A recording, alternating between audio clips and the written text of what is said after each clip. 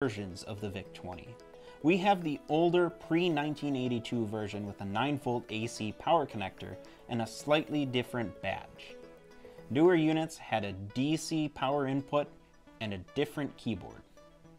On the right side of our system, you can see a controller port, an aftermarket power switch, which is quite satisfying to mess with, and the AC power connector. On the back, you'll find a cartridge slot, audio-video out port, serial peripheral port, cassette interface port, and the user port.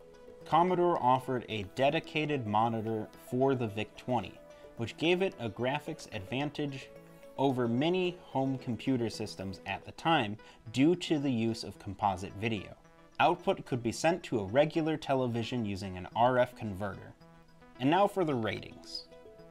Rarity gets a 2 out of 5. These systems are quite common. In fact, I'd argue they're easier to find than the Commodore 64. Despite selling less, C64s tend to be held onto more by collectors, whereas VIC-20s are kind of disposable. Price gets a 4 out of 5. These systems are very cheap, especially when compared to the still climbing price of the 64. Aesthetics get a 3 out of 5. The VIC-20 has a good mix of cost-cutting decisions and iconic design. Nothing about it sets the world on fire, though. You know, except its power supply. Software gets a 3 out of 5. The VIC-20's library of early 80s arcade games is pretty great, but if that's not your thing, there isn't much else on this system for you. Ease of repair gets a 5 out of 5. VIC-20s are very rugged, and repair guides and parts are very easy to source. Well, that's all I have for you guys today. Please, let me know what computers you want to see us cover in the future.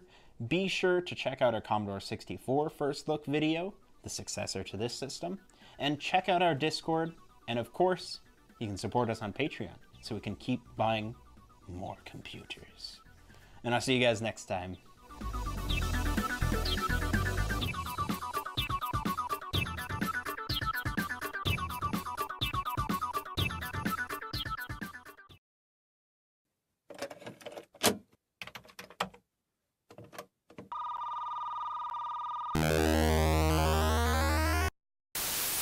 Hello and welcome to this episode of the 8-Bit Guy. So in a previous episode I talked a lot about BASIC and how important it was to machines like this during the 1980s. And I promised to do a full episode on the Super Expander cartridge for the VIC-20. So here we are. But I'm also going to show you at the end a little bit about this EEPROM programmer that also works on the VIC-20. This is a fascinating little cartridge, but before I go into the Super Expander, I want to present a little refresher course on the VIC-20. It came out in 1980 and it had a graphics resolution of 176 by 184 with 16 colors, although generally only 8 of them were available in most cases. Considering the time it came on the market, the graphics were not bad. I'd say the only halfway affordable computers that had better graphics were the Apple II and the Atari 400 and 800 computers. The sound wasn't bad either, with 4 voices, although 3 of them were square wave and the 4th one was for noise.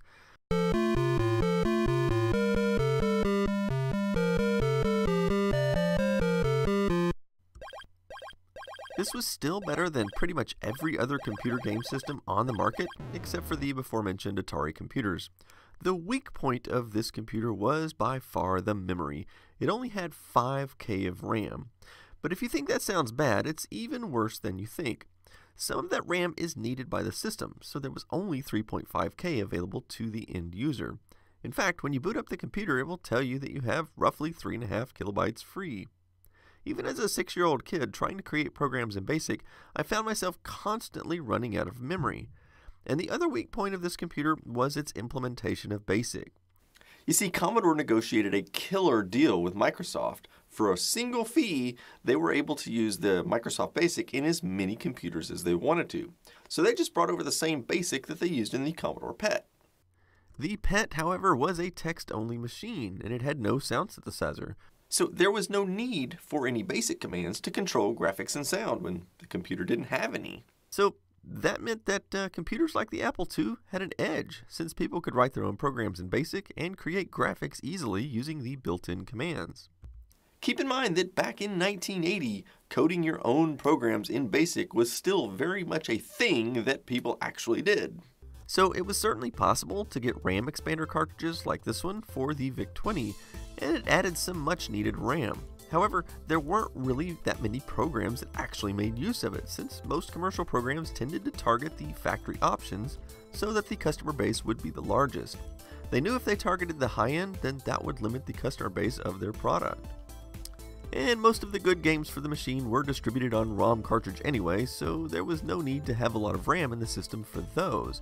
But if you were writing your own programs, there was another severe limitation to graphics. If you wanted to initialize a full-screen bitmap graphics mode, you needed 4K of RAM just to hold the graphics for the screen. And as you can see, this made it more or less impossible for the stock machine to do a full-screen graphics. So even if you were able to somehow make it fit, there'd be no room left over for your program. But in 1981, Commodore released the Super Expander cartridge. Let's take a look inside and see what we get. It's kind of interesting how they have these little windows. You can actually see right through to the little metal cover on the outside. So let's take a closer look at the actual board. The first thing I noticed is that it says copyright 1980, even though everything I've read said this came out in 81. And since the VIC-20 itself came out in 1980, that means this was at least in the planning stages around the same time. There are 6 static RAM chips, totaling 3K of extra RAM, and a 4KB ROM chip. It doesn't really sound like this would add very much capability to a computer, but it adds more than you think. For one thing, remember the VIC-20 only has 3.5K of usable RAM, so this cartridge basically doubles that. So that's a significant improvement. Looking at the very thin manual, you'll see some of the commands that are added to BASIC, such as graphics, draw, point, circle, paint, etc. And it gives you commands to initialize text mode and 3 different kinds of graphics modes. In the back, there are some example type-in BASIC programs. So let's stick the cartridge in the VIC-20 and see what we get. The first thing you'll notice is that the startup screen is reporting 6.5 kilobytes of RAM. So check out this very short little example program that creates sine waves on the screen. So first of all, this would not be possible on the stock machine because, like I mentioned, there isn't enough RAM. If you had a RAM expander cartridge, then you could write a program in BASIC to do this exact same thing without the new BASIC commands, but it would require about 10 times the amount of lines of BASIC code and using a lot of pokes and peeks, therefore wasting even more of that precious memory. Not only that, it would run much slower. So by adding these commands to BASIC, it makes the program smaller and faster, not to mention much easier to code. Here's another very short little BASIC program that draws 3D polygons. It's actually really amazing how fast these are drawn. The reason is that all the actual drawing is being done by the machine language routines stored in the cartridge's ROM, rather than trying to calculate this pixel by pixel in BASIC. So here's another little interesting example. This program draws Garfield using a bunch of circle commands.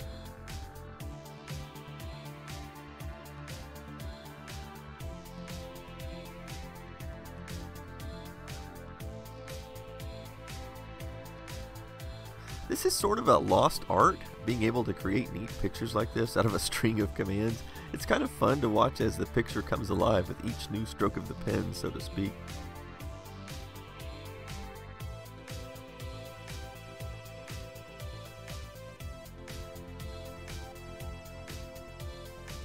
And here's one last little program I'll show you, which creates some very strange art. It has several different screens it goes through.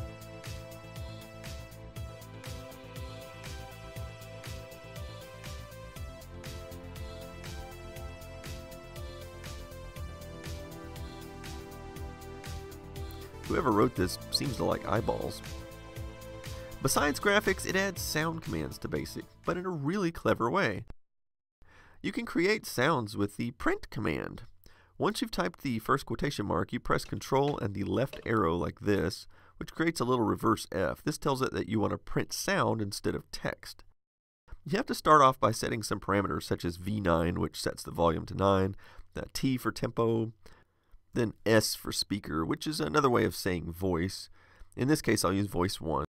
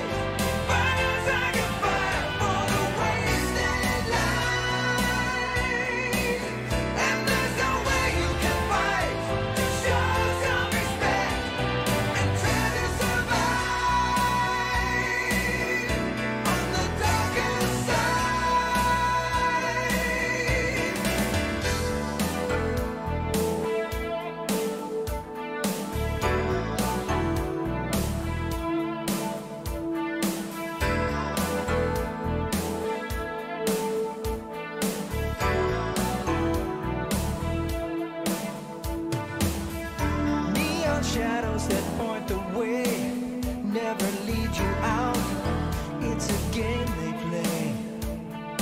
The madness comes and the madness goes.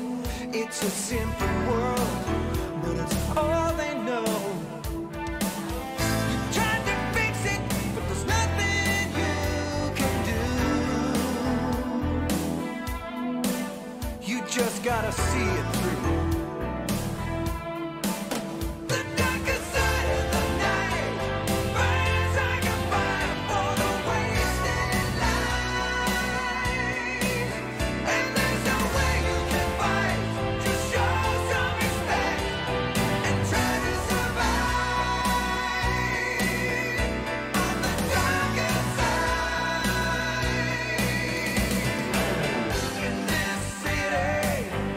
You give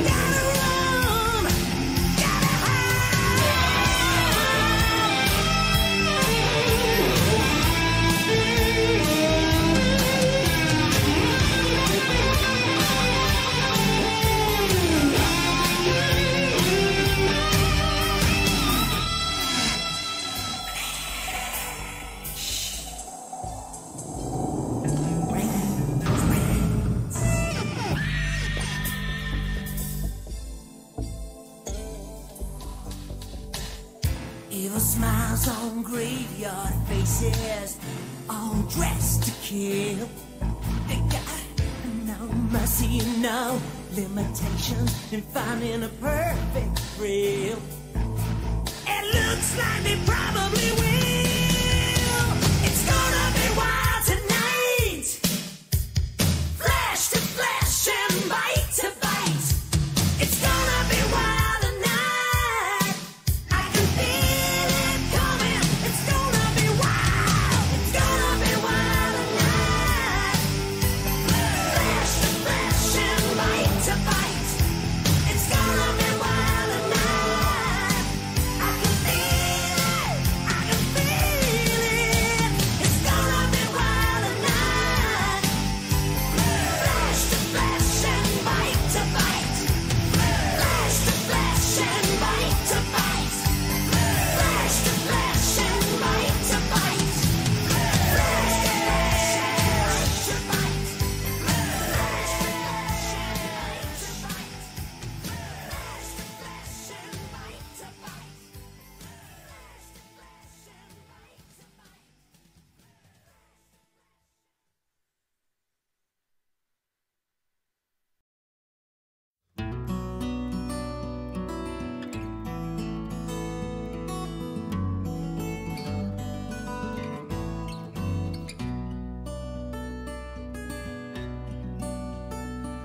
There's an old town road with mystery of Tom the poet and his muse, and a magic lake which gave a light to the words the poet used. Now the muse, she was his happiness, and he rhymed about her grace and told the stories of treasures deep beneath the blackened waves. Till in the stillness of wonder, and still in its misty crown, the muse, she went down to the lake, and in the waves she drowned. And now to see your love set free, you will need the witch's cabin key.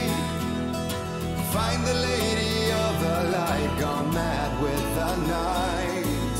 That's how you reshape destiny.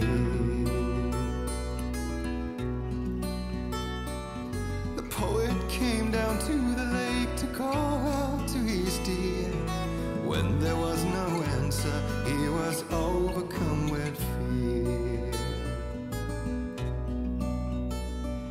He searched in vain for his treasure lost, and too soon the night would fall, and only his own echo would wail back at his call. And when he swore to bring back his love by stories he'd create, nightmares shifted in their sleep in the darkness of the lake. And now to see your love set free, you will need the witch's cabin key. Find the lady of the light, still raving in the night. That's how you reshape destiny. In the dead of night she came to him with darkness in her eyes. We're in a morning gown, sweet words as her disguise. He took her in without a word, for he saw his grave mistake, and vowed them both to silence deep beneath the lake. Now if it's real or just a dream, one mystery remains, for it is said on moonless nights they may still haunt this place.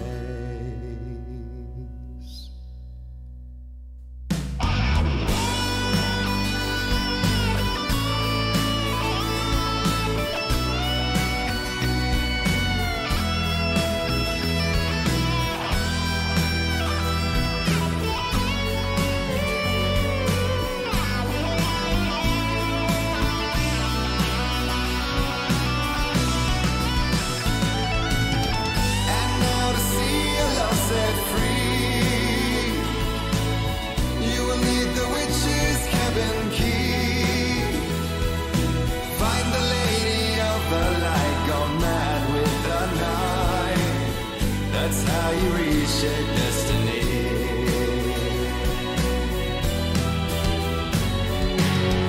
And now to see your love set free, you will lead the witch's cabin key. Find the lady of the light, still raving in the night. That's how you reshape destiny.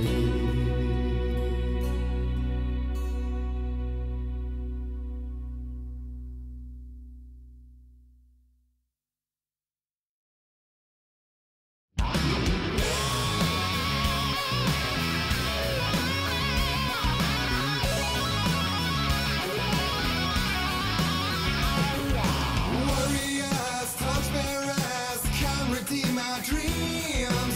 Shine a light upon this night above the worldly fiends. Audience might be your guide, divorce you from the same. Hammer's way will help it say, rise up in their name.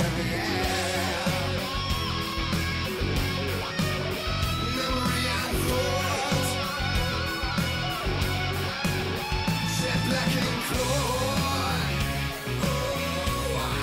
Children of the elder God.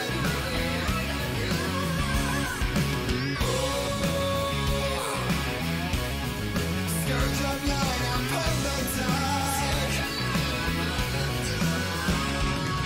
Scratching egg, rake your claws and gnash your crooked teeth. You taking slaves like ocean waves, now feel the ocean sea.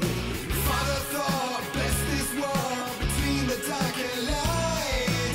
In their songs, let their arms bring dissolution's night. Memory and thought, shed black and cold. Children of the elder God.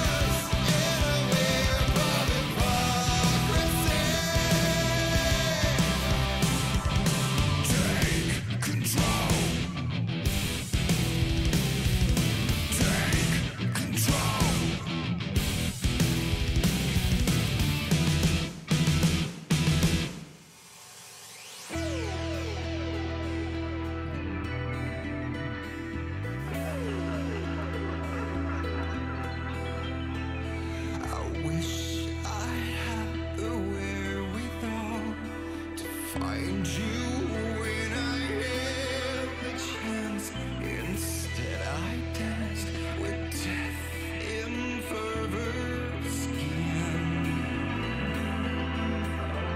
I missed the moment before the fall to recognize I had a voice, choice to stop it all from happening. If only I could save you from the pain.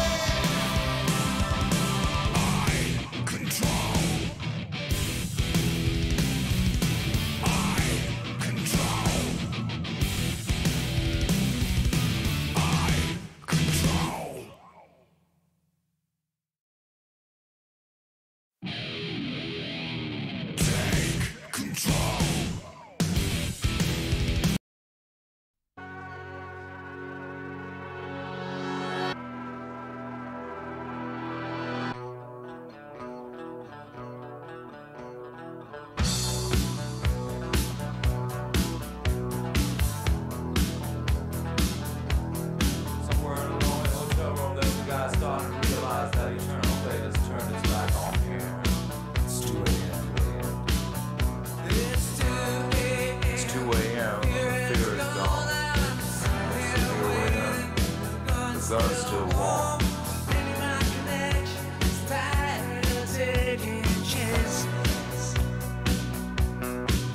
Yeah, there's a storm on the loose, sirens in my head, wrapped up